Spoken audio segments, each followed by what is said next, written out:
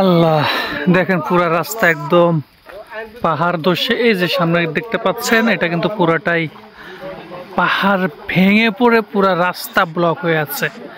আর অনেকগুলা লোক দেখতে পাচ্ছেন একটা হুন্ডা নিয়ে যাচ্ছে, হুন্ডাটা রাস্তার ওই পাশে পার করে দেবে। প্রতিটা হুন্ডা পার করা 200 টাকা। ওফ,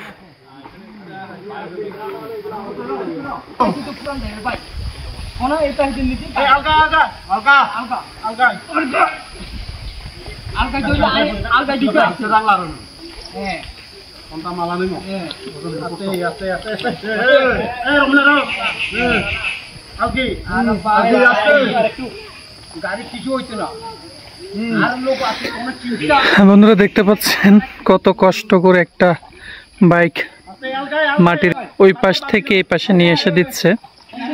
আর এই আনার জন্য পারিশ্রমিক বাবদ জন প্রতি একটা বাইকের জন্য 200 টাকা করে নিচ্ছে।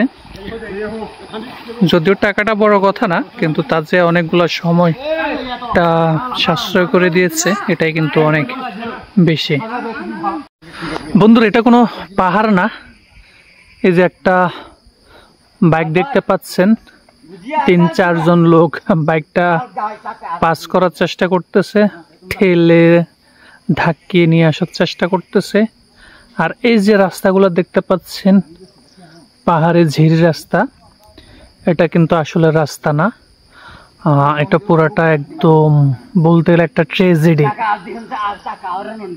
এই যে লোকেশনটা দেখতে পাচ্ছেন এটা হচ্ছে রামগড় সীমান্ত সড়ক। রামগড় থেকে তানাক্যাপাড়া যে সীমান্ত সড়ক রয়েছে, এটা হচ্ছে সেই সীমান্ত সড়ক।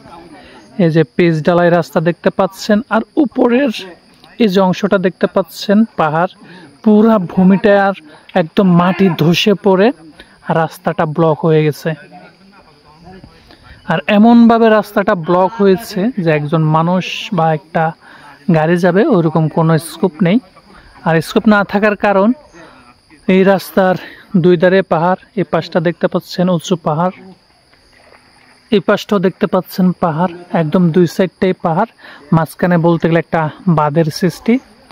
আর যারা এই এলাকায় ট্যুরের চিন্তা ভাবনা করতেছেন, আমি বলবো আজকে হচ্ছে আগস্টের 8 তারিখ, আগামী 1 সপ্তাহ 10 দিন, আগামী 15 থেকে 20 তারিখ পর্যন্ত এদিকে আপনাদের ট্যুর করতে আসা একদম বোগামি হবে। কারণ আপনারা রামগড় থেকে মাত্র 2.5 থেকে 3 কিলো ভিতরে আসার পরে আর সামনের দিকে যেতে পারবেন না। তো পুরা তানাক্যাপাড়ার যে সীমান্ত সড়কের সৌন্দর্য, সেটা আপনারা উপভোগ করতে পারবেন না। সেজন্য এই রাস্তা দিয়ে আপনাদের আপাতত যদি ট্যুরের কোনো প্ল্যান থাকে, আমি বলবো ক্যান্সেল করুন।